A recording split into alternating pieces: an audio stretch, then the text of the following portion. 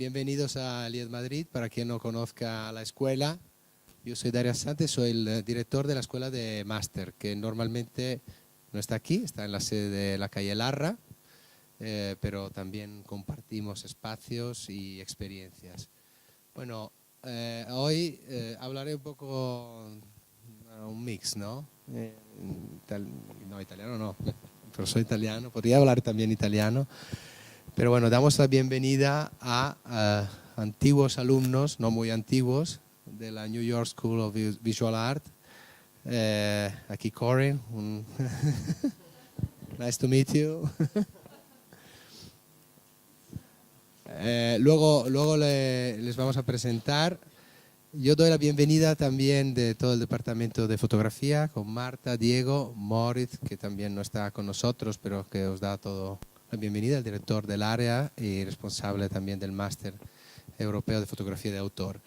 La ocasión, como sabéis, y agradecemos a la galería Combustión Espontánea, lo siento, Marta y Beatriz, que están aquí con nosotros, muchas gracias. Sabéis que mañana se inaugura la exposición, con lo cual hoy hacemos un previo y agradecemos esta oportunidad también de poder presentar los trabajos y la experiencia de los artistas. Nice to meet you. I'm Dario Assante. I'm from the IED, the School of Design here in Madrid. I just want to, with few words, introduce this meeting today with former students of the New York School of Visual Art. Then Diego from the Department of Photography of IED will introduce all the artists, and we can have a more precise profile of them. And thank you to Marta and Beatriz from the gallery, because thanks to them we can start this with this meeting with the artist, and then tomorrow there will be the opening of the exhibition. We are very proud to share with you this experience. You know that they are former students of a very good school. Their program is quite old program, no? More than 20 years in New York, and they also come from each part of the United States. Then they will talk about your experience, because it's part of the project. They told me, so I'm quite now I know what it's about. And thanks also for a student of the master, our Master of Fine Art Photography, European Master of Fine Art Photography here in Madrid. Welcome everybody, because for us it's quite important to share this kind of experience in the school and with other schools and with artists that are now in the first steps of their career as a photographer and artist. Thanks to Marta Orozco, to Diego and Moritz, is the director of the program and also the director of the area, photography area of IED Madrid. Is now in Barcelona, so give me the honor to say you welcome to this event, and nothing more. Thank you very much. Diego, please. Can you introduce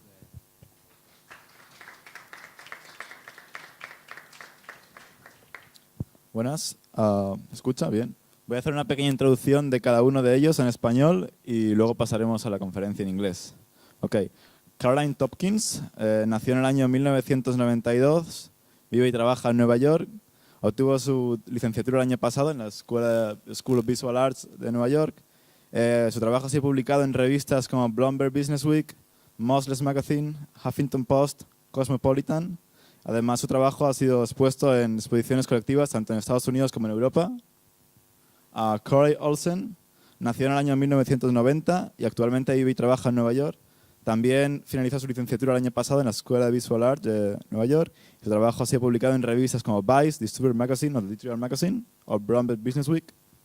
Luego, Jake Seal nació en 1992 y vive y trabaja en Nueva York también. Está realizando su último año de la carrera y su trabajo ha sido publicado en revistas como Tabula Rasa o Rocky Magazine.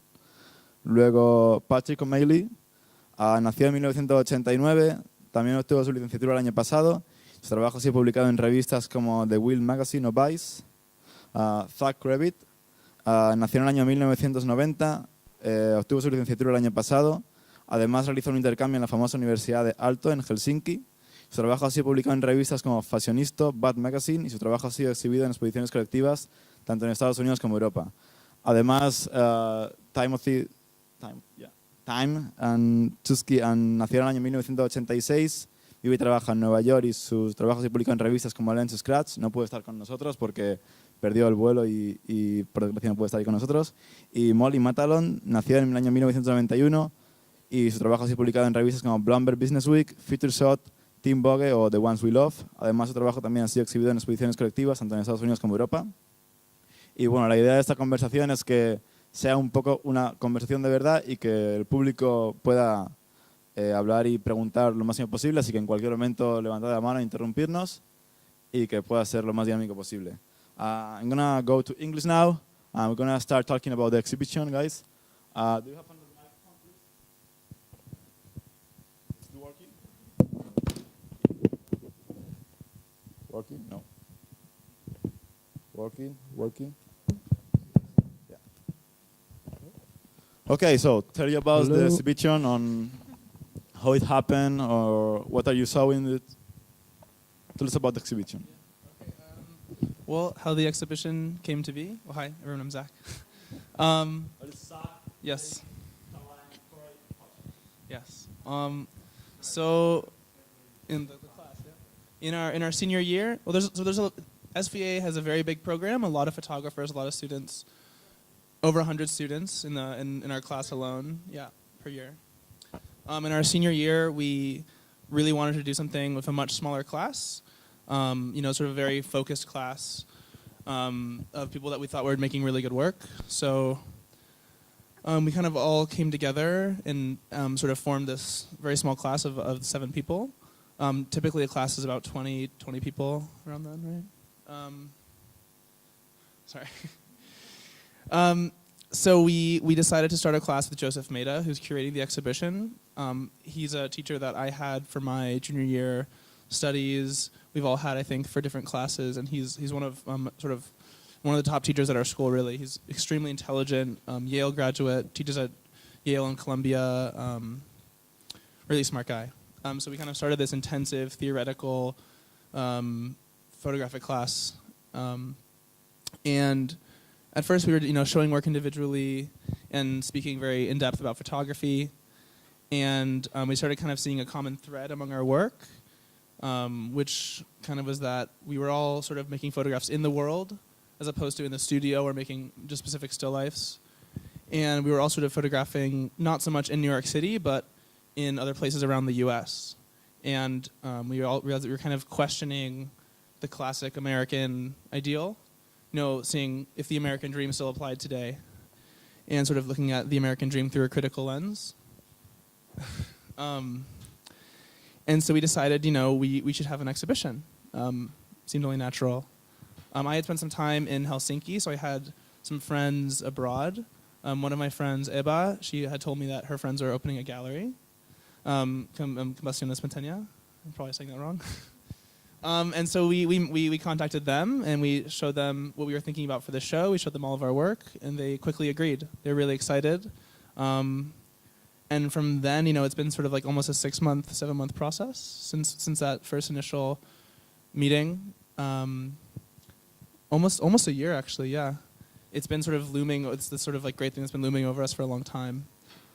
And that's sort of how it came to be. It's really us questioning the classic American dream, and sort of perverting that sort of classic American imagery and looking at different regions. We're all photographing in vastly different regions of the U.S. And taking a sort of a second look at what it means to be living today in the U.S. and be making art today. And the work you see all here is not necessarily a reflection of that exact same work, but it definitely has similar vibes.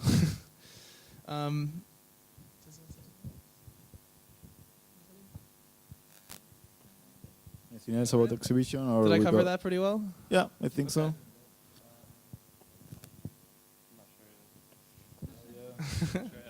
Sorry, this is kind of our first time doing this.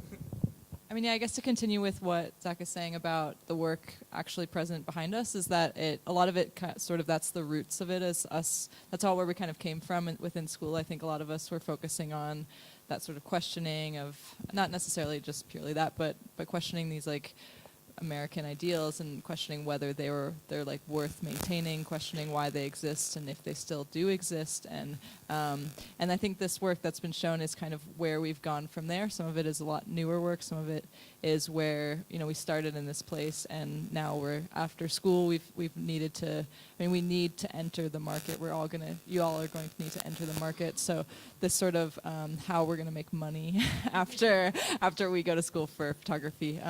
So I think a lot of this, I know especially of Corey's selection of images, there's a lot of editorial work as well. So showing like, you know, sort of a process in that sense. Joe Maida speaks a lot about queering, like a queering of imagery, and I think that's really relevant in this case. Yeah. So queer often meant, you know, homosexual, but we've taken it to mean a lot, sort of a newer thing now, is more so a rejection of the heteronormative. So it's more just like a rejection of like what is maintained as like the norm. So a lot of us are really interested, I think, in queering sort of vision and queering American ideals and queering how photography is perceived and how objects are used and how we look at things, really. So I think queering is really important also to the show.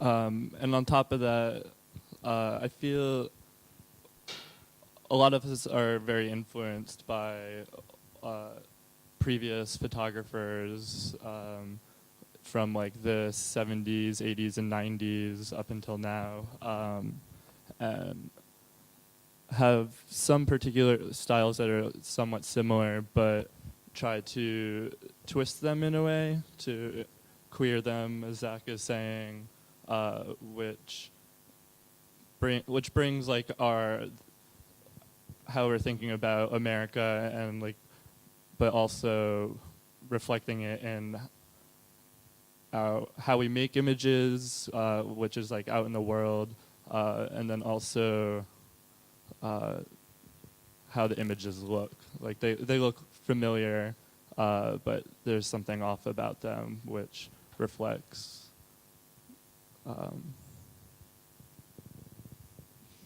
Okay. We'll go to what we were talking about. You enter school and how do you get money from photography? Let's go straight to that. We were talking later about, when do you start to thinking, okay, I have to stop to collaborate and start to work? I mean, how do you approach, or how they approach you? And it's like, okay, this is a collaboration or this is work.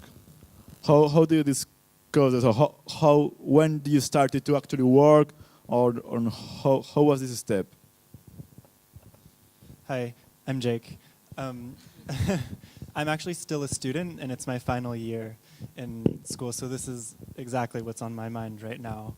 And so I think being in this class and seeing all these great photographers and my fellow classmates go through their senior year was amazing, because it was a lot of talk about like sending emails to certain editors, or like using internships people's had to I don't know, find a way to like actually make money.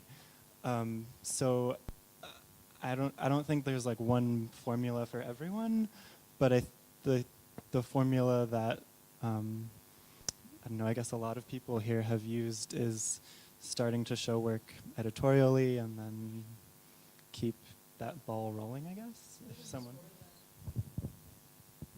Well, I was gonna say, you mentioned collaboration, and I think,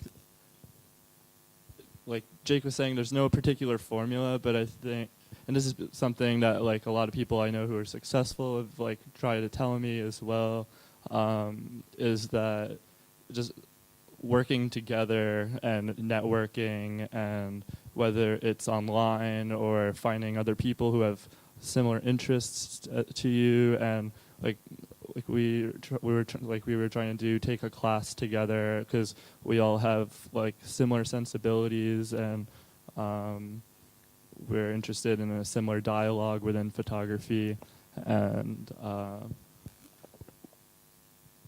within that, there people, if you're putting your work out there and sharing your friends' work and working together, people see that and they get excited about that and they want to work with you. So that's something that's exciting. Hi. Also, one thing that an editor, that a friend of ours, told me that I thought was super helpful was to not send the emails right when you get out of school and to just make the work, because with the internet now, it's so easy to get your work seen by a lot of people, and it's not necessarily about just rushing into the marketplace. Corey here has done a pretty successful job of coming straight out of school and getting right into editorial work, whereas like some of us, myself, I've taken more of like a slower route, just assisting and meeting a lot of people that way, and I felt that like just doing that and just having those conversations and those connections has been like a great way to enter into those like sort of editorial jobs, like just from not sending that email right when I'm out of school, like I gotta get this job, I gotta work for this magazine. Not necessarily like the easiest way to go about that, but yeah. I have a couple sort of points on the matter. I think something that was really important is really figuring out who you want to work for that actually fits your aesthetic and fits what you want to be doing, and not just using yourself as like a tool, as a photographer, as a tool. Because, right when I got out of school, I had a couple editorial gigs that it was like pulling teeth, because it was working with clients that didn't want me to make my own images. They wanted me to make a really specific image that they wanted. And yes, I was able to do it, but I wasn't having any fun doing it. So sort of after that, I kind of sought out some magazines that might fit my aesthetic more. So a lot of my work is like very homoerotic. So I started working for Out magazine, for Butt magazine, for like Vice magazine. So I think something that's really important to keep in mind is to follow sort of, to not necessarily have to cram your square peg in a circle hole, but to find clients that are going to work with you and let you make the images that you would want to be making anyways. Another sort of thing on the matter is, it sounds sort of cliche, but networking and putting your work online is actually really very, very important, I think. I mean, for a while I kind of stopped believing in that, but then recently I was contacted by certain editors, and I'm always asking, how did you see my work? And it's always like, oh, a friend of mine sent me your Tumblr, or a friend of mine, or I saw your work on Tumblr or Facebook or however I'm showing it. So having a presence online now actually I think is really important, and just sort of putting work out there and making good work, putting it on the line. Yeah, I just wanted to speak about networking, because when I was a student, I felt like people would tell me like, yeah, you got to network. And I was like, what does that mean? Like, what does that mean? And I think it really just means like being present in the photographic community and going to those openings, going to those like events, going to those talks, doing exactly what you're doing now, and like seeing the other people there, and the same people go to those things, and you say like, oh, we both go to those things now, we're friends essentially. And the internet makes that so much easier, because it's like you follow people on Instagram or Tumblr or whatever, and like people are in your peripherals, and then just people in your peripherals, and then like when that gap closes, it's exciting for both parties. Yeah, and yeah, I mean, something we had been talking about on this trip is like high tide lifts all boats. That idea that like we're all in this together, and this high tide kind of comes with all of us.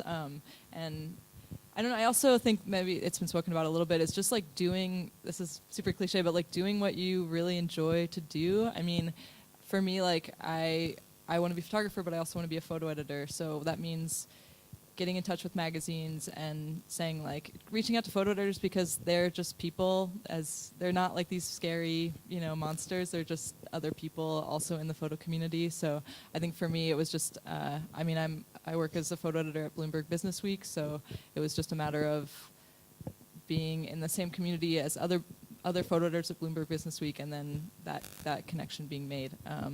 And so in terms of like the idea of how do you make money, is like, well, what do you really love to do? Like, do you really want to be, like, do you really want to hustle and be a photographer and be sending those emails and those newsletters and those whatever, like, every single week, every single day? Like, is that what you want to do? Or do you want to be looking at pictures all the time and assigning stories to photographers? Like, it's all about, like, what you love. So if you feel like something is being forced, like, then it's probably not a good idea to do it.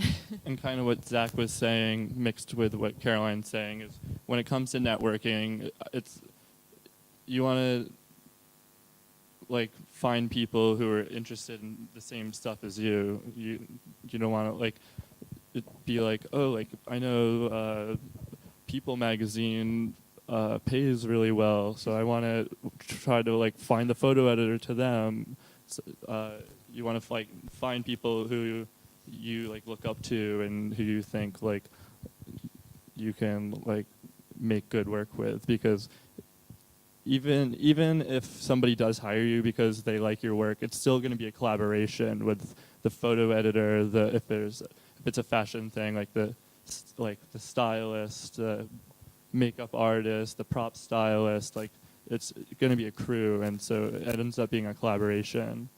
So I think I have a couple more things. One is kind of what you're saying, like networking definitely comes in all forms. You know, it can be something as simple as like going to openings, but I mean, I recently had an assignment that essentially I got because of a guy on you know, a man on Grindr happened to be a photo editor, and it's like, oh, we were talking and I showed him my work and he's like, oh wow, I think I have a great article for you. And next thing I know, I'm on a plane to South Carolina shooting for Out Magazine. Another form of that, to get money, you have to ask for money.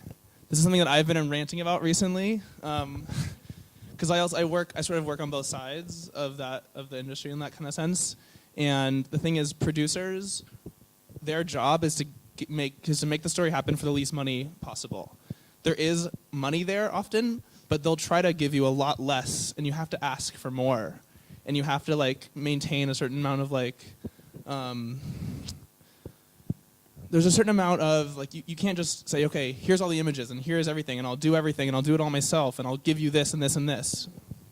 Right, you can't be this fear. There's this fear that people have that if you ask for too much and you're too sort of forward about what you want out of it, that they're going to go on to another photographer. But oftentimes they've come to you because they like your work and they don't want to lose you. So if you can ask for, don't do things for less than you're worth, basically. And you don't have to just play. You don't just have to like be really submissive the whole time and give them everything they want. You can say, okay, you asked me for 20 images. And now you're asking me for 40 images, that's more money. That's not what we agreed upon. You asked me, you said you're going to pay me in pounds, now you're paying me in US dollars. That's not right. And people will try to get away with this kind of stuff, but you have to be kind of a dick sometimes, and you have to like get yours. That's really important. And to make money, you have to ask for money, because if you don't, then you're not only doing a disservice to the whole sort of photographic community by agreeing to do things for very little, because then they'll go on to the next article and they'll ask the next photographer for very little. You have to it's really sort of your duty to maintain a certain amount of like accountability towards making a profit. Yeah, well, just for us, it's maybe a little bit different than it is here, but in the United States, our education costs an unbelievable amount of money. I mean, most of us here are more than $100,000 in debt because of our education. So like for us asking for money, it's not like we just need it. It's like, no, this is what we paid for. Like we need to live. So I think there's a lot of, it's very easy to what's the word I'm looking for? Not justify your own worth, and I think that's incredibly important, especially with considering how much like cameras cost and how much money you are putting into it. That is what they're paying you for. It's not just this job. It is like for your livelihood in some aspects. So. About getting your work out there, I was reading the other day something like a photo editor hiring a photographer only by his Instagram account. And how do you spread your work? I see you are very active in Tumblr and Instagram, and how important are these social networks? I mean, you as a photo editor, do you look a lot at these social networks, and what do you recommend to photographers to get their work out there? I mean, like, being super active in Instagram or being super active like one post a day in Tumblr, or just put some really good work in a website?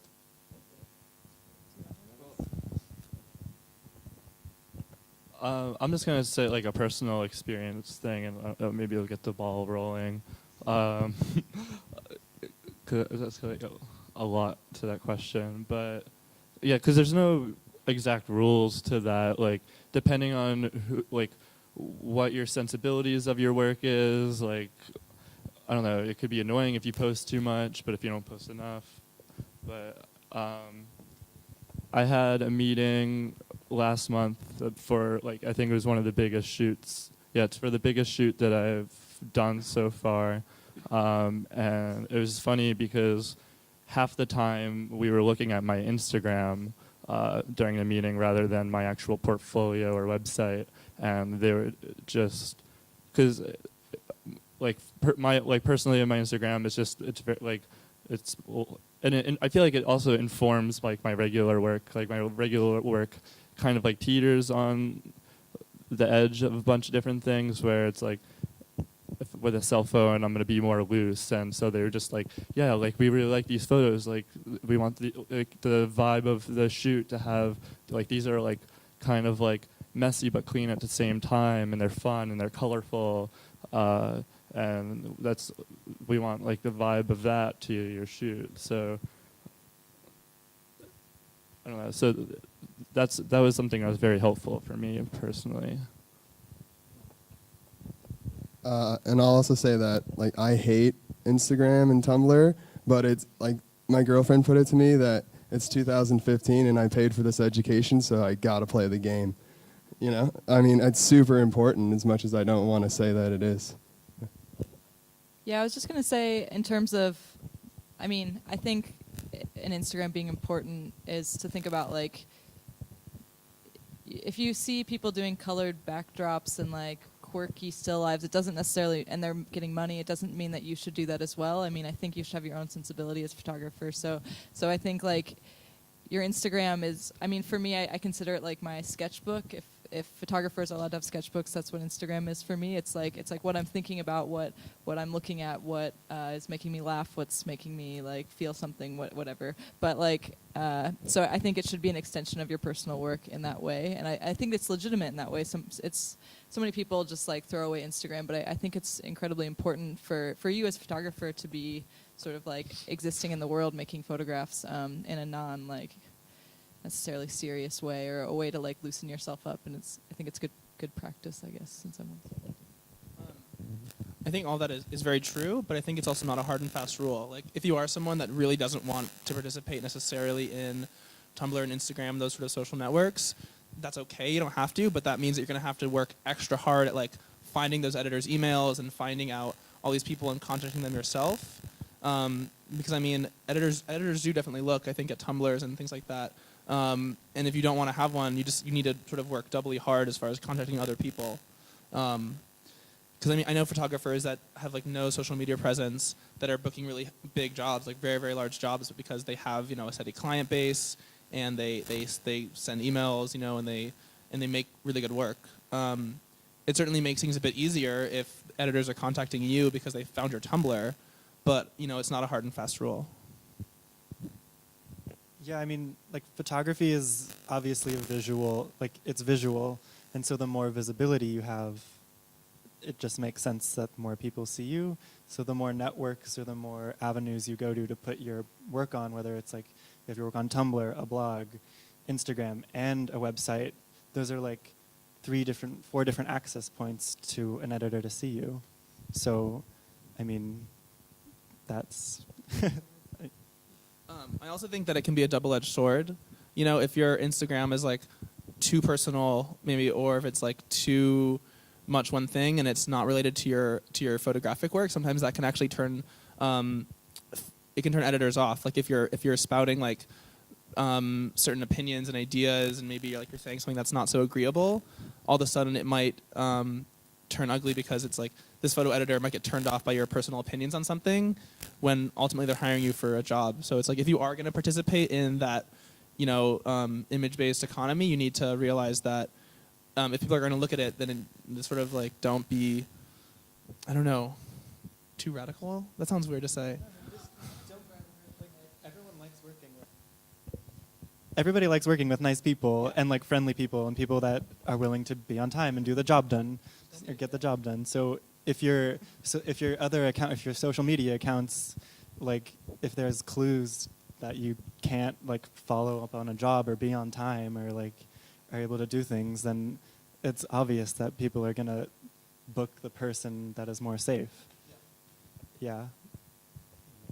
I guess I was just going to say that I think it's all what I was saying before about just being present in a photo community is what's most important. So if you know, I mean, for me, like I'll see a picture in a magazine I like, and then like from there find that person, and maybe it's not always from Instagram or the internet. It's from everywhere. So or it might be like you're involved in a show that I follow someone in, and et cetera, and then I go to that, you know, that sort of channel and being present in general. Yeah, and also it's a social network, so it's fun, and it's it's super fun, and you should have fun with it, and you get to like meet people through it that you'll enjoy. Like we met Diego through social networks for the most part, and like I don't know, it's fun and exciting to meet new people who are interested in stuff that you're interested in, and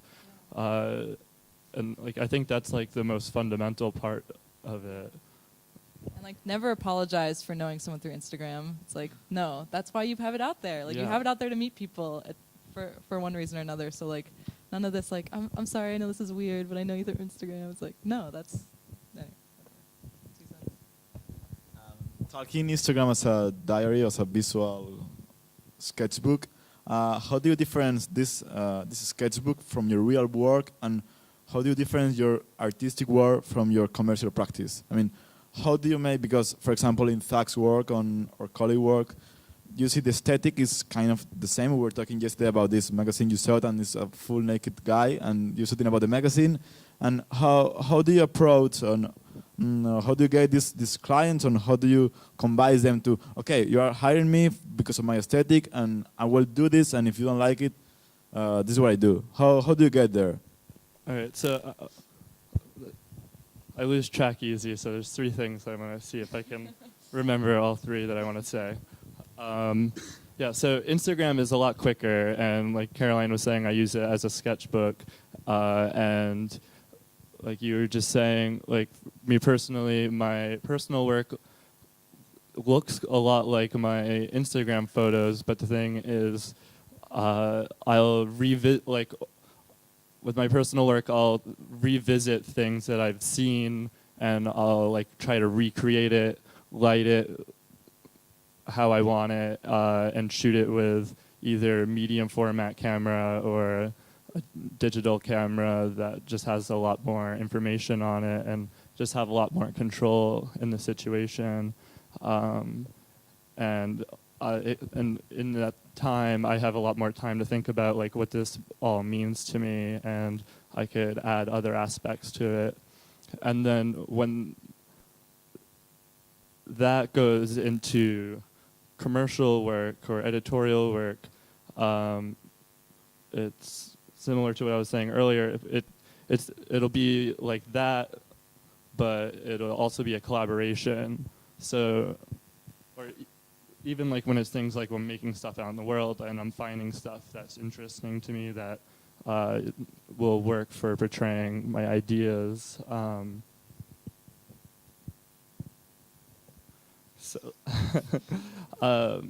So like when I'm working with somebody else, like a photo editor or whatever, it's kind of like it's restrictions, and no matter what I'm doing, it's going to be restrictions. If I'm I did a project on this little island in New York City called City Island, which reminded me of Maine, but just like a little twisted in some ways. And so City Island, this location, is my box. It's my restriction. So I'm making photos within that area. And so if I'm working for a client shooting like a fashion story for Surface magazine, working with these clothes, working with this creative director, working with this model within this location. These are my restrictions, and I'm going to do the best I can to make the images look how I want them, satisfy all of their needs as much as I can, while also trying to satisfy my needs, and try to apply my sensibilities and my ideas and how I want things to look at the same time. So I think no matter what, it's kind of like about restrictions, like, and just trying to portray what you want to portray within what you have.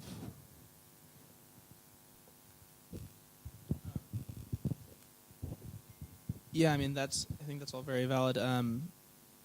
You know, as far as working with publications and figuring out when it's a collaboration and when it's not, I think that very much is, you have to kind of gauge how far you can push it for the magazine you're working for. You know, so I whenever I get approached by a publication, I try to do a lot of research on that publication and see, you know, how far they're willing to go, or, you know, what they're sort of into and how I can fit into that.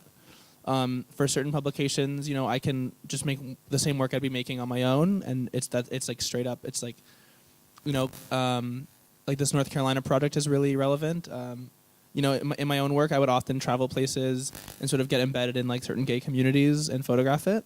And in this case, I was doing that same thing, but it was for they sent me to a specific gay community. But for other times, you know, I have to make work that's a lot cleaner. But I try to always insert a certain sense of my own ideals, my own like aesthetic sensibilities, because it's really important to remember that, you know, at the end of the day, you want to make something that you can put in your book. You want to make something that you can be proud of and that you can show other clients, that, you know, that this is part of it. So, you don't want to really be making anything that you can't use in the future.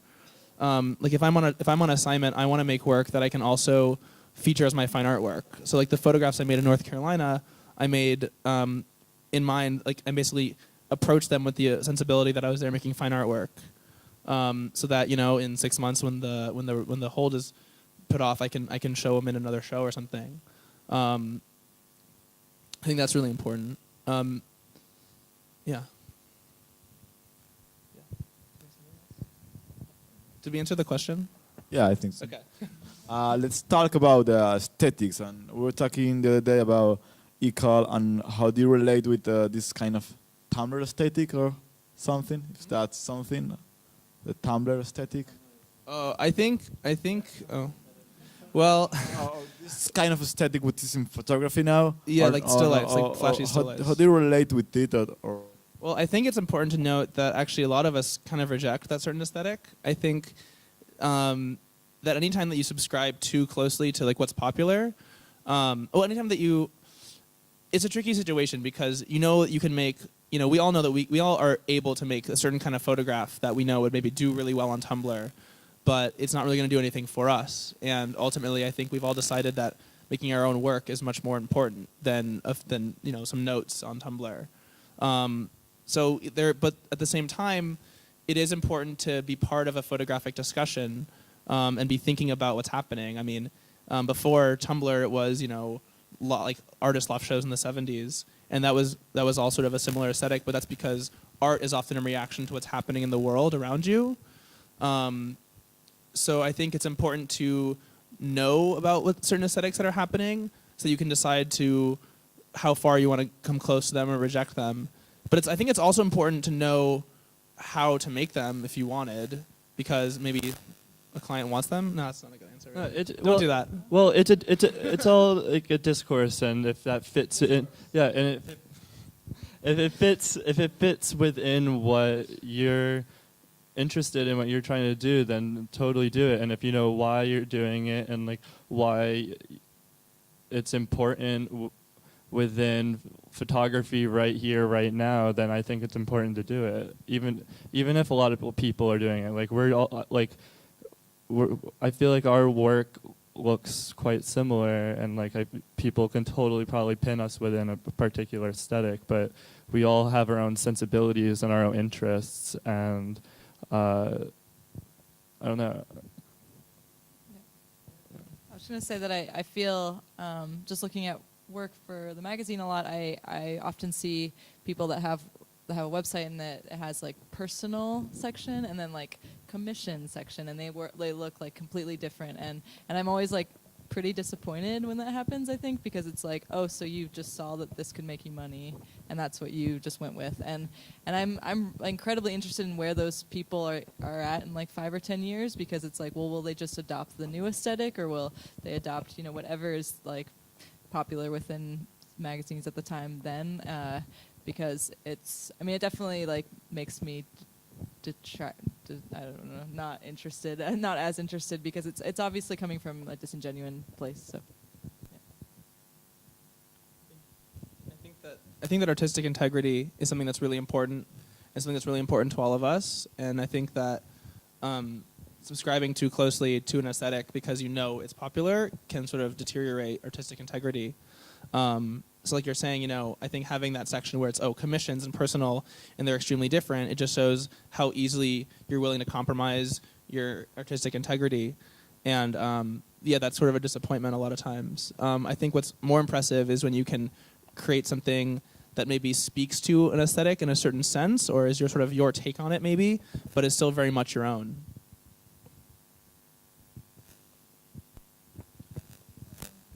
Now, what about this separation between commissions and personal work? And how do you see when, I don't know, in the art gallery market or gallery scene in the States, but it's like, for example, if you are doing a lot of commercial work and you are doing fine art work also, and how do people approach you? Because it's like, if you are doing fine art, you are doing fine art, and if you are doing, I mean, you can be like Damien Hirst and also shooting campaign. Do you know what I mean?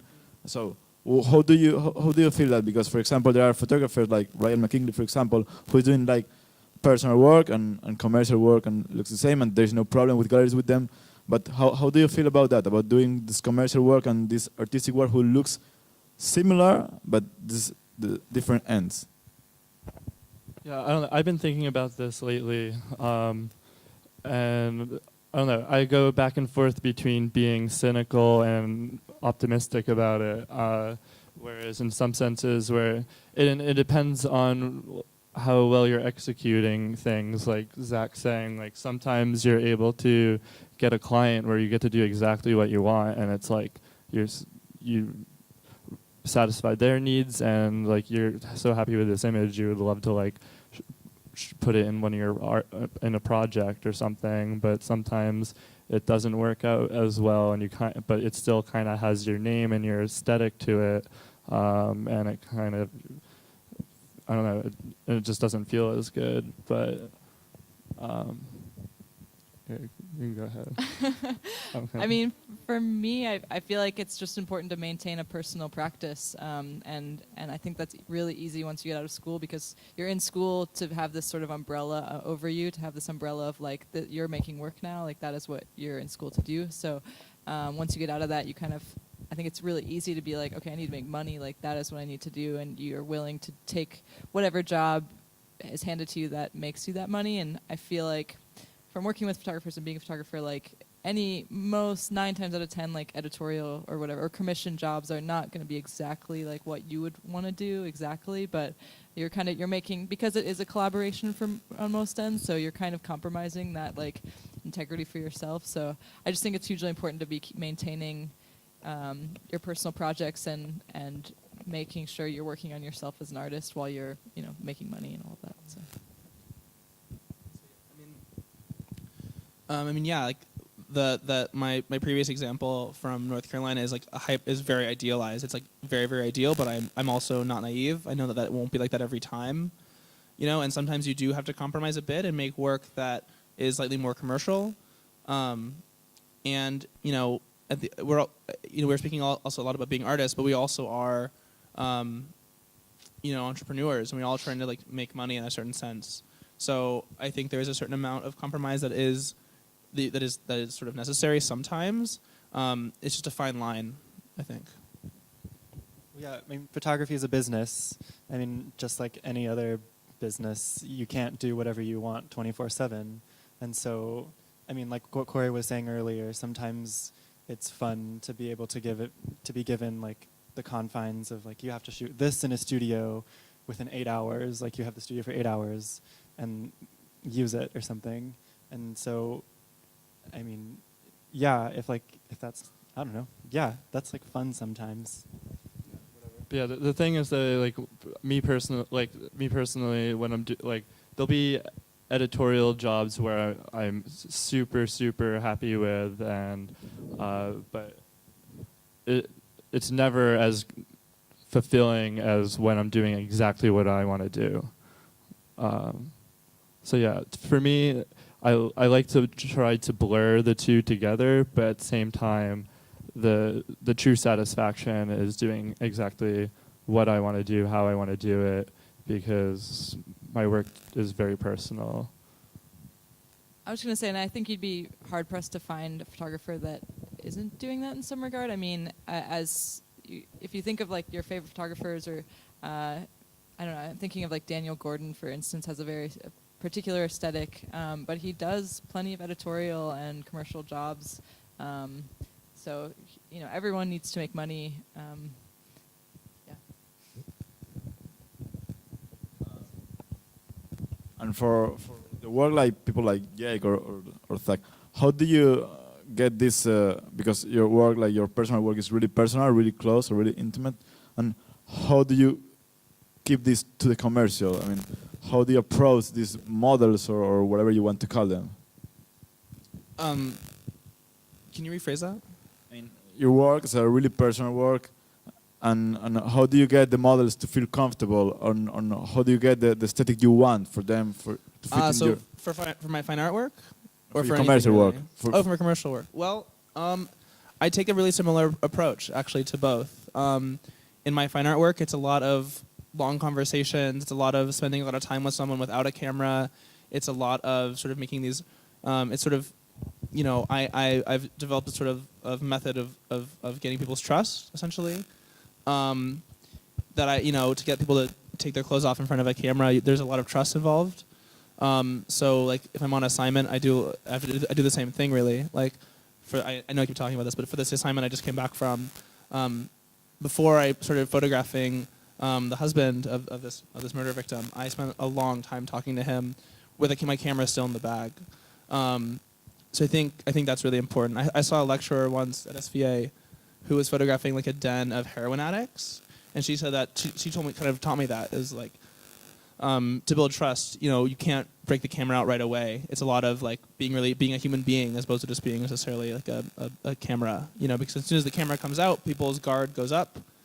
People can become a little more closed off. People are performing a sort of idealized sense of themselves because there's like a stage happening, So I think you should just try your best beforehand to kind of break down those barriers, create a personal connection, so that when the camera does come out, the level that is risen, the guard that's up is lower.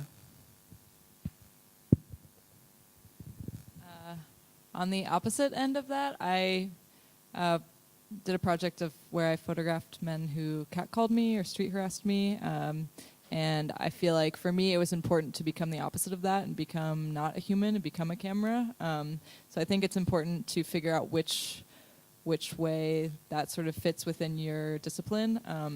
Because for me, it was important to have these men not trust me and not feel like they can, say whatever they want to me on the street. So I think not necessarily using your camera as a weapon, but in some regard, using it as a tool is important too. So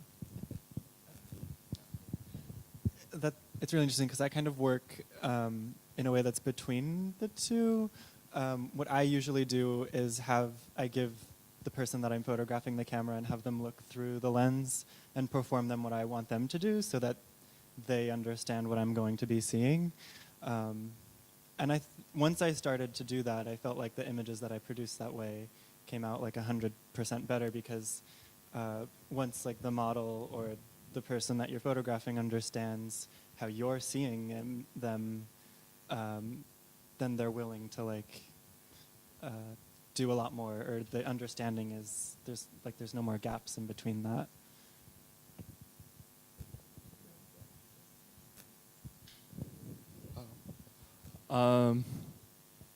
Well,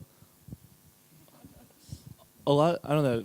I'll just talk about my City Island project. What I did was, because I felt like I didn't really have access to who I wanted to photograph, and at the same time I kind of wanted to slightly critique my subjects in a slight way, and also I wanted to make it like my idea more apparent. I actually had just used friends and classmates as my models, and I had them act out who I normally would have shot. So I just kind of like made my own access, I guess. I think we'll go to a really classic question before the public questions. How did you get into photography? I mean, how do you arrive to photography, or what were your interests as a kid, or how do you arrive to photography?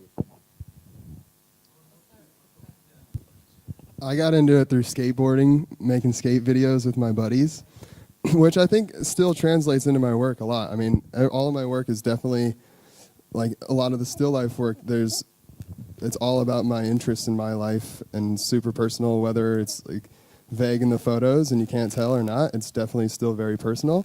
Because I try to make work that it like doesn't look like a diary, but it's still all about my life in a way. I mean, I think that's the best way to like feel something in a photo, is to be able to relate to it in a way. So, yeah, sticking to your own interests and what you want to do is the way to get there. For me, I don't know. I just was always interested in making things and playing with stuff as a child. And I had a Polaroid camera, and I just really liked using that. And I just realized that, I don't know, I'm like just a lot better at thinking things through making photographs. And it's just, I'm just a super visual learner, and like words don't make as much sense to me as looking at images. So I think I use photography as a way to think things through, and yeah.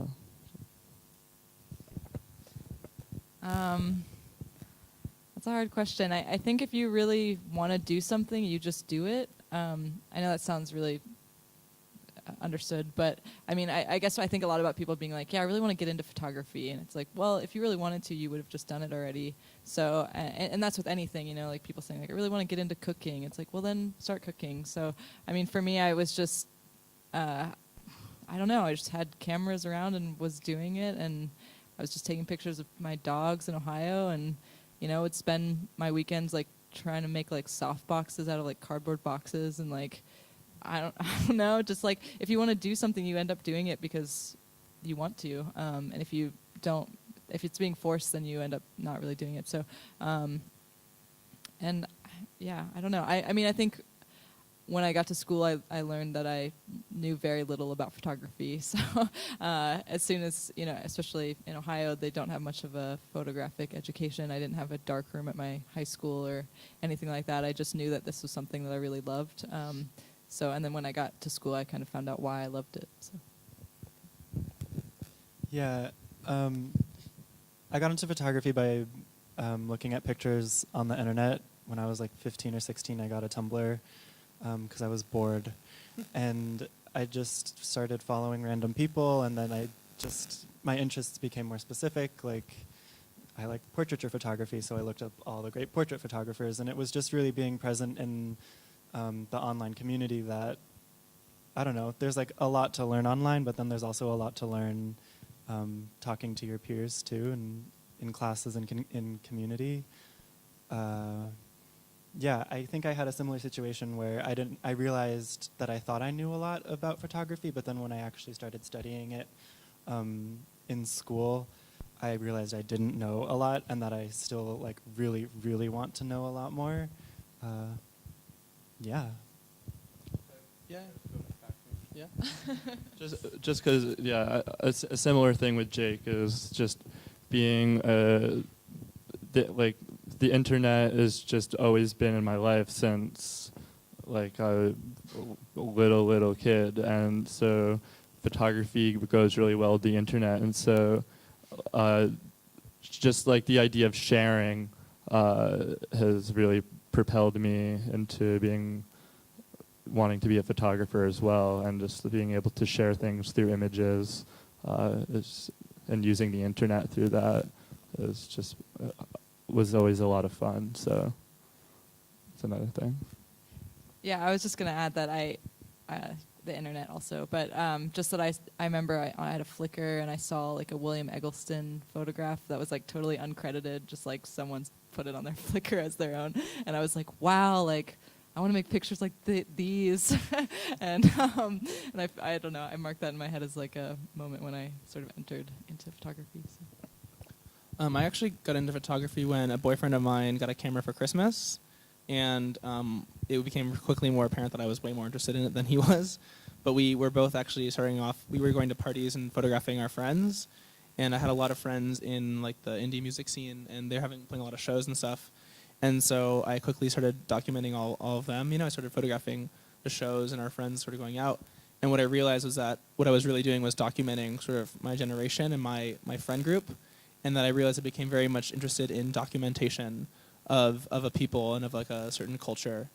And I was also very much using photography as a tool. I was sort of an outsider, and I quickly learned that if I was making pictures of people, they would talk to me, and they would, you know, sort of be with me, and they would help me. They would let me create. And then from there, actually, I took a quick turn into these really staged portraits that I was making with a friend of mine. And then I kind of went back, and it kind of became a sort of a combination of the two.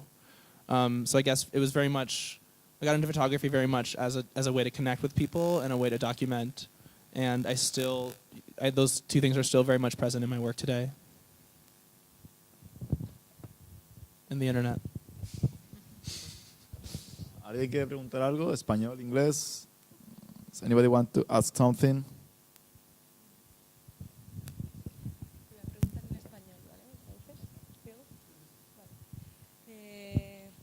Nosotros desde aquí, ¿vale? Siempre vemos Nueva York y Estados Unidos como la cuna y el sitio donde poder triunfar.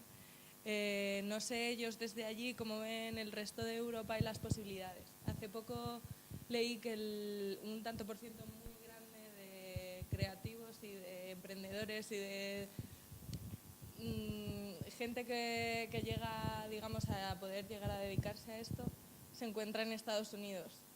Y normalmente, no sé, desde aquí casi todos vemos las oportunidades de aspirar a ello allí. No sé cómo ellos lo ven, si realmente pueden dedicarse a ello y están trabajando ahora mismo, lo tienen que combinar con otras cosas o qué están haciendo. She asked about, we see New York and the States like the big dream, and how you are there and you are like making work and living happy and making money. And we want to see that. How do you see Europe, and how, if you are actually making money, or you have to like work in a pizza shop or whatever to just end of the month? Well, I just want to start with saying one thing. Sorry if I've been talking fast or mumbling a lot. If you don't understand English well, I don't know. But it's the grass is always greener on the other side. This is my first time in Europe. It's like my second day here, but New York City is fucking hard. Every single thing you do is tenfold the hardest version of itself. Going to the doctor is hard. Everything's annoying, and and everything is very expensive for very little. And so I don't know. It's like I'll talk for myself. Like, I'm working to survive, like not even to like maintain, and like it's like I don't know. it's really tough, and it's super fun, but it's super difficult. But I'm excited and grateful that. But I've been working like years, but to be able to sustain myself using photography. But yeah, I look at Europe and I'm like, damn, I wish I lived in Europe. Like Europe seems like the place to be, or like I don't know. It's like everything seems so much more chill and easy, and I don't know. But this is my second time here, so I don't know. Second day here, but so I still don't know. But yeah, you guys. I think to talk about the second part of the question, as far as like working an office job, I know for myself, and I think some of us, like, I do also work another job. I work as like a creative in an agency, like an ad agency, doing a lot of creative direction and like digital assets and like making weird 3D videos that look nothing like my work. You know, I try to use that time to learn new tools and to learn a new part of the industry, but I'm obviously much more happy when I'm photographing. I enjoy having both of those things though, because I like being able to. I like not having to rely solely on photography, because I feel like when I do that, I have to compromise a bit more than I want to. So I think having another job is great. Because I can have a little bit more freedom. You know, if I want to take a week off of doing editorial week and work and just work on personal work, I can.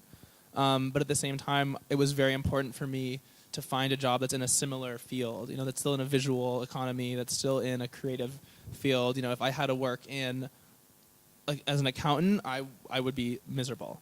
I mean, like Corey said, living in New York, I think a lot of Europeans have this certain view of New York. Like I know when I was in Helsinki, people would come up to me and they'd be like, "Oh, you're from New York? That's so amazing, you know?"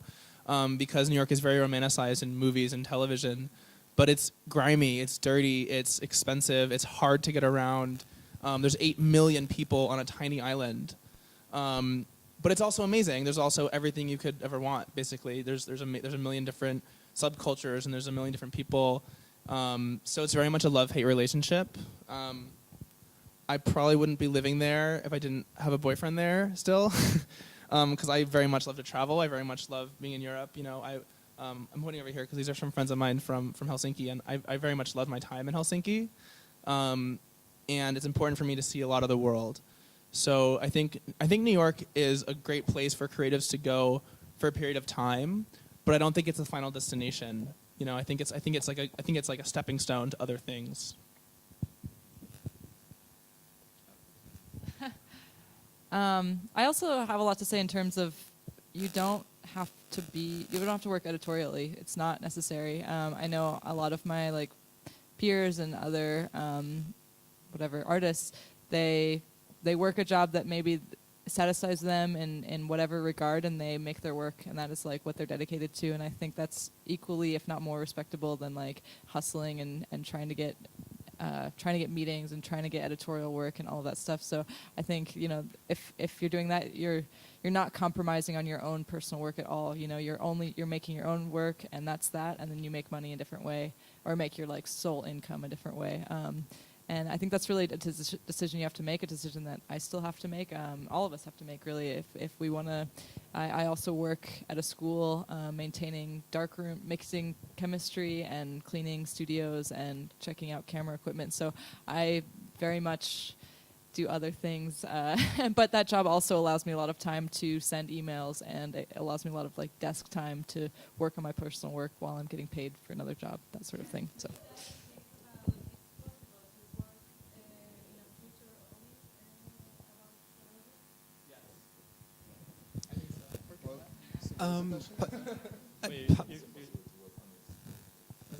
Possibly. Wait, only as a photographer, like as an artist photographer, or both, or? No, only being. All right, so For yourself? myself, I still have a job in a surf shop, which is super flexible, and it's maintained, like I'm able to take time off if there's a shoot or anything. So that's, like for me, we've only been out of school like 6 or 7 months. So for me, like while the ball is rolling a lot more and more now, I'm getting a lot more assisting in other kinds of shooting jobs. I still have to like work in the surf shop a few days a week.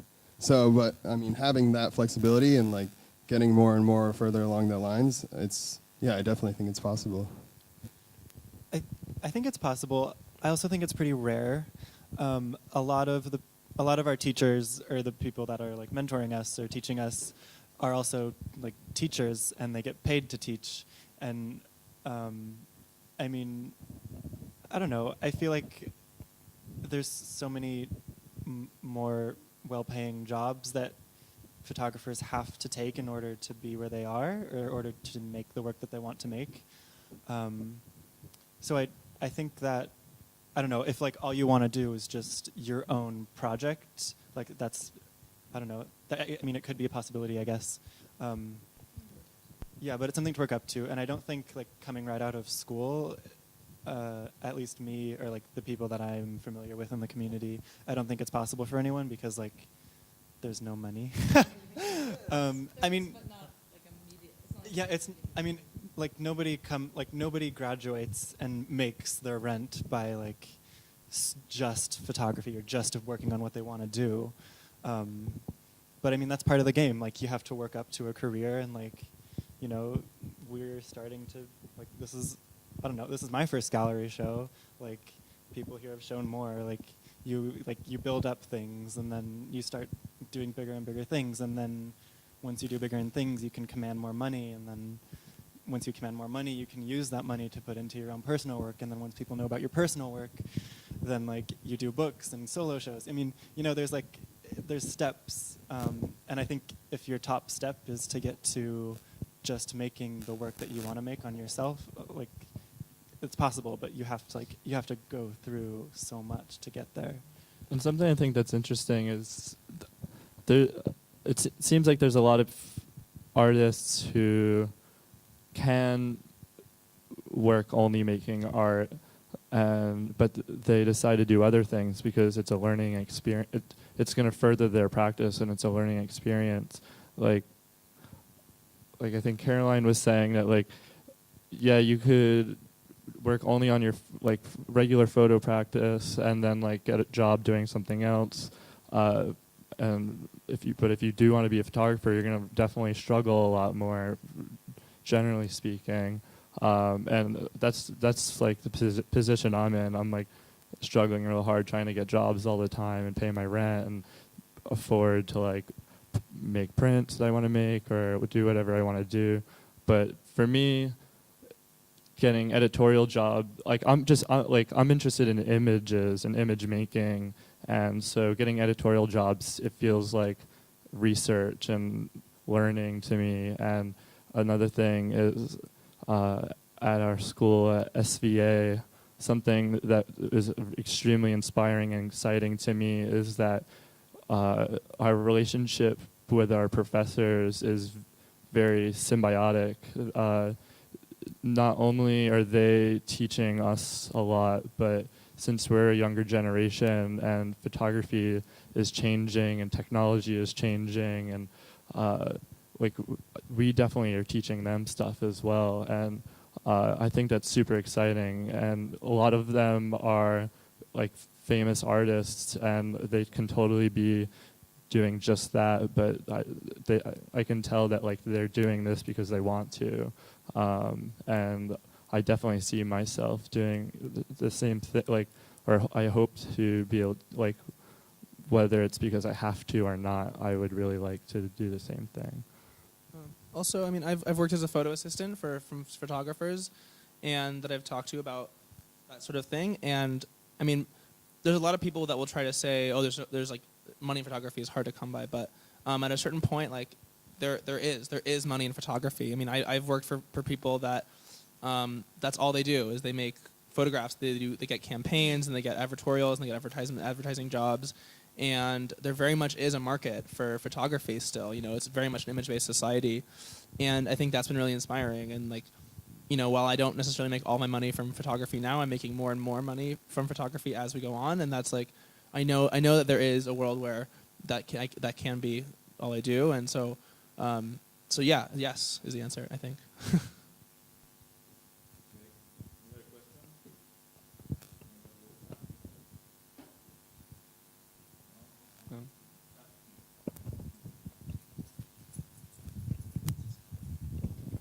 Hi, I was wondering how you dealt with the whole, because like some of my classmates were sitting here and we're about to graduate in 2 months, and I sometimes like wake up not having nightmares, but like figuring like, oh my God, I'm almost like there in the world trying to photograph instead of like actually being still in art school and you just can do anything you want.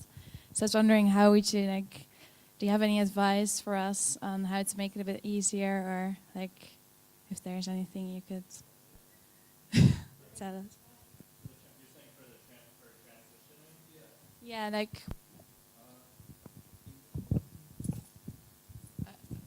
I mean, for me, I feel like really figure out what you want to do. When I was in school, I took an internship with GQ magazine because it was a magazine that I knew of. I was like, oh, GQ, yeah. And then I got there and I was like, oh, I hate this.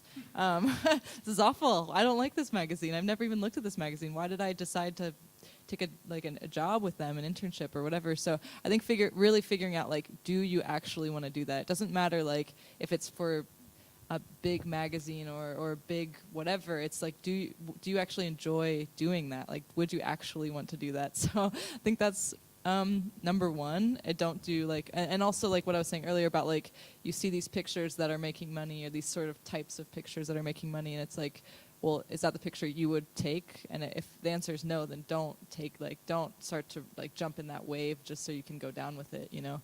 And then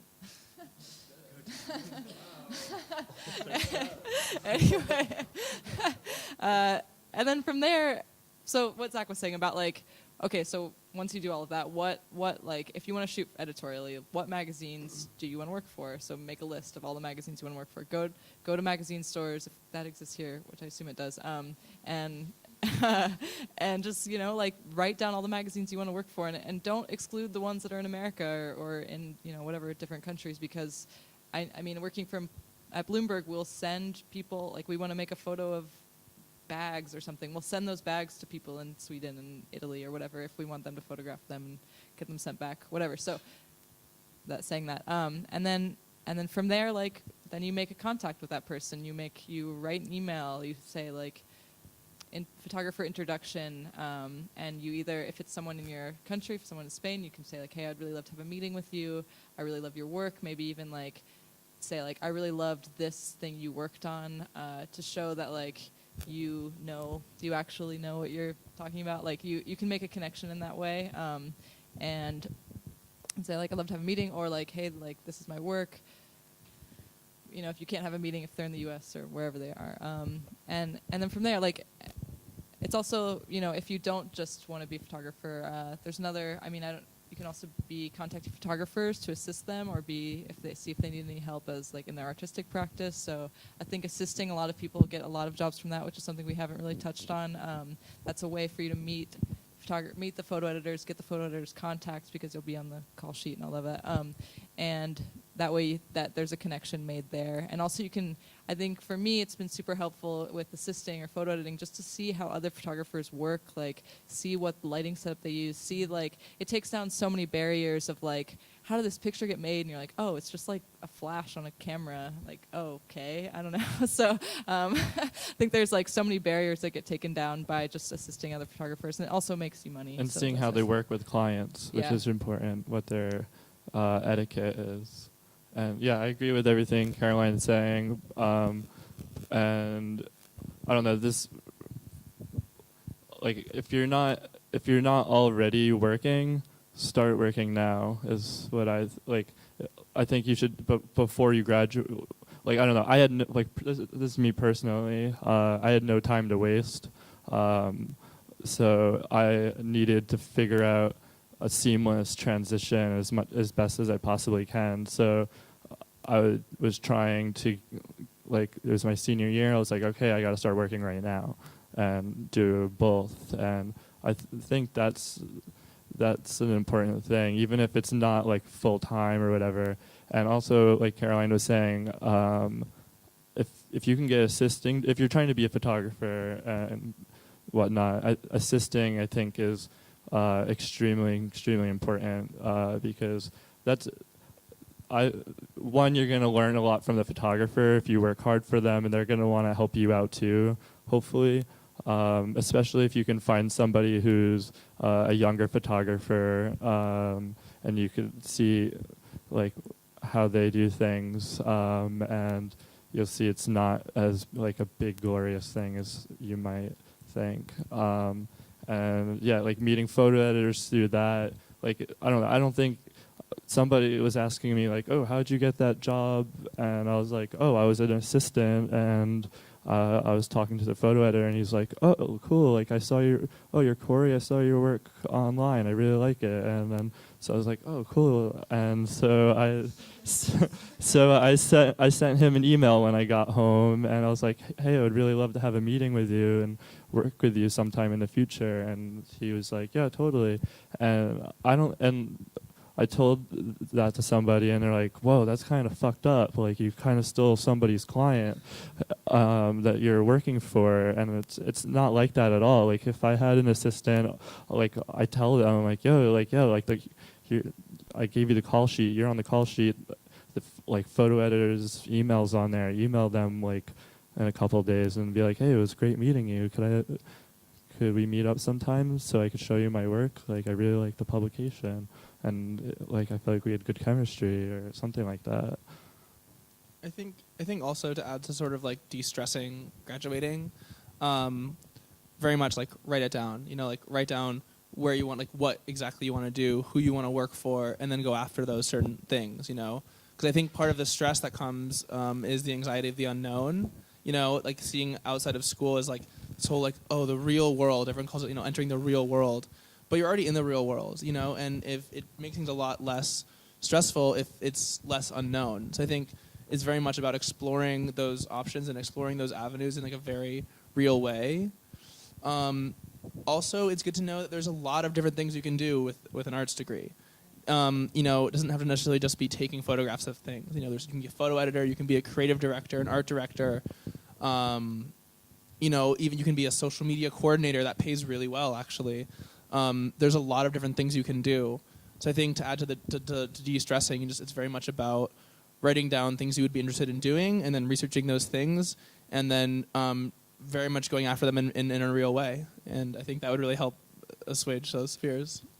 Yeah, I was just going to say also, I feel like playing to your strengths is very necessary. I mean, if you're a woman artist making women's art or making work about women, there are so many different blogs and different things on the internet or whatever, collectives that are always taking submissions, always featuring that work. And you know, there's just I personally have like a list on my computer of like all these places that take submissions, like all these blogs that take submissions, and like most blogs I'd say do pretty much, and I, you know, I'll make some new work or whatever, and I'll just submit it to those blogs and stuff, and yeah.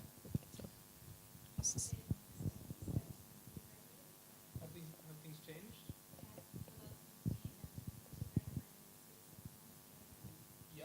Yeah.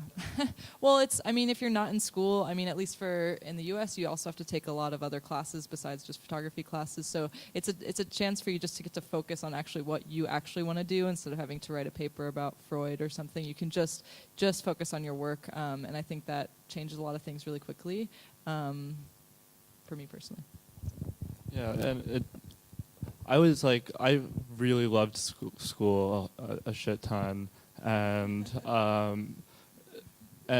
I was super afraid of graduating, and I was thinking like, oh man, I just like want to do my MFA like right after, but I was like, I don't know, I was like, you know, maybe I'll wait, and I my whole way through school I was working and doing school, so once I graduated, it was like super different because of what Caroline's saying. It's like now I'm only focusing on one thing, and it's one thing to generalize it. Like I'm trying to make money, and I'm also trying to make my artwork, but I'm trying to fit them into the same box if I possibly can. So yeah, like once you graduate, like you're gonna have more time as well, which is exciting, and you get to concentrate and apply everything that you've been learning and doing, which is super fun. Yeah, you get hungry. So I'm I'm in the same position you are because I'm also about to graduate. And something that's been helping me is that like I'm seeing my community, my friends get all these jobs and stuff, and like I'm not necessarily at that level yet, but I'm working to that level. So something that I'm doing is breaking everything down. So it's like, okay, how do you get jobs? You send an email, you have a meeting. Like, okay, what type of email do you send? Like, you know, what language do you use? So all these things, I don't know, earlier on in my education seemed like big and crazy, like, oh, no one's ever going to ask me to take a picture for their magazine. But it's like not crazy. Like you're smart, you're educated, like you're about to graduate. You probably have 1 million great pictures in your book, or like even if it's 10. Like, okay, no, I seriously think I have like 10 images, so like I shouldn't talk. But I mean, it's so easy to send an email. So like once, I don't know what your schedules are like, but this semester I have like so much time and it feels crazy.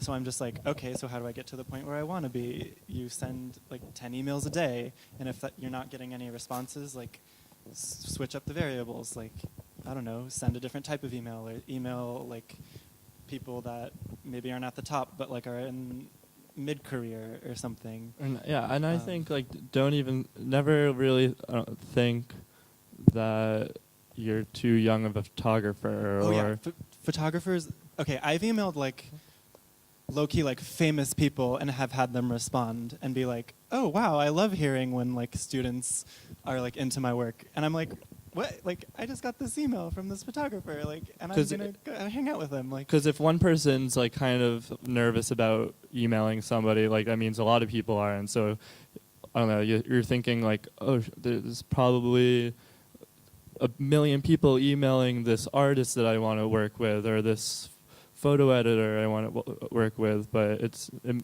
more so with photo editors, it is true. But like what Jake's saying, like a lot of times, most people are scared to, just like you, and they end up not doing it. And it's exciting for them to get an email from somebody saying that they like want to work with them a lot of the times.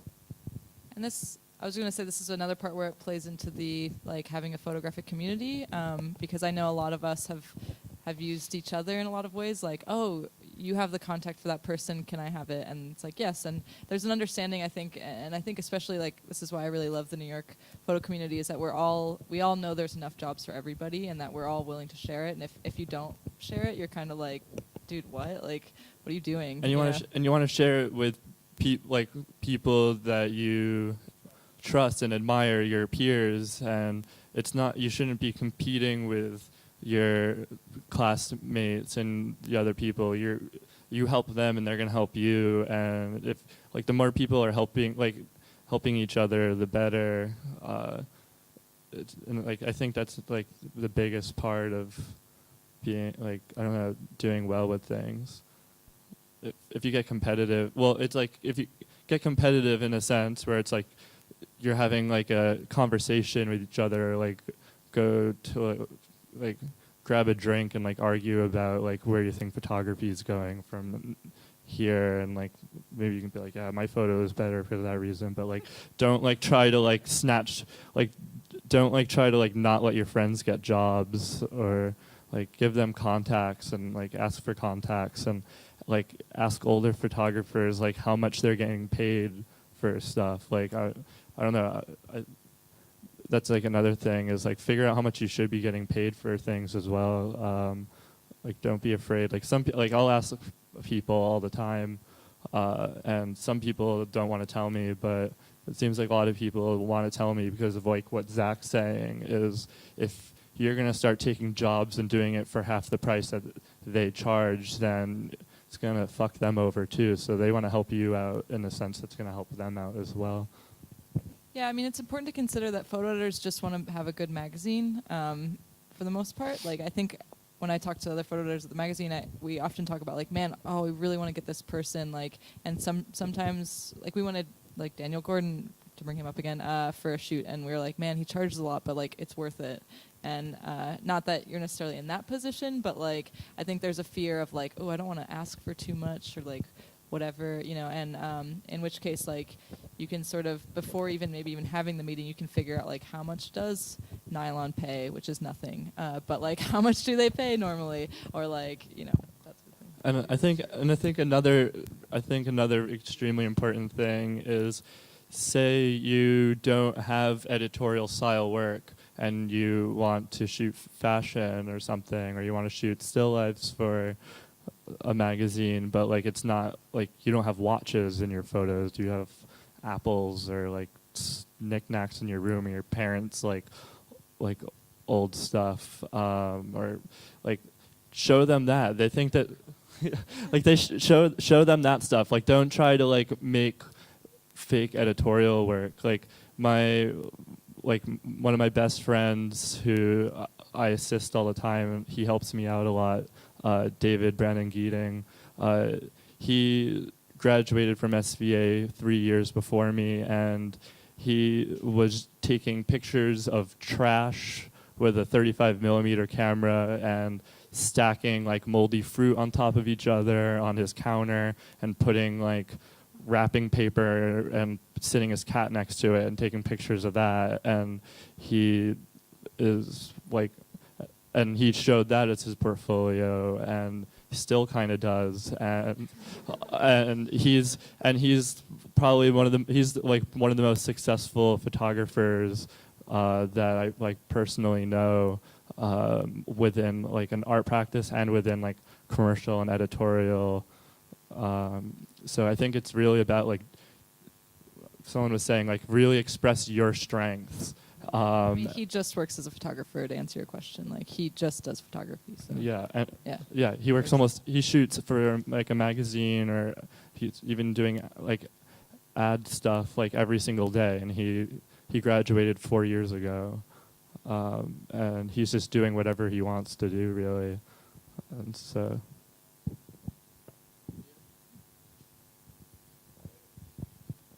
Any other questions? The conversation part is a lot more fun for us, I think. So if you guys, so questions are great.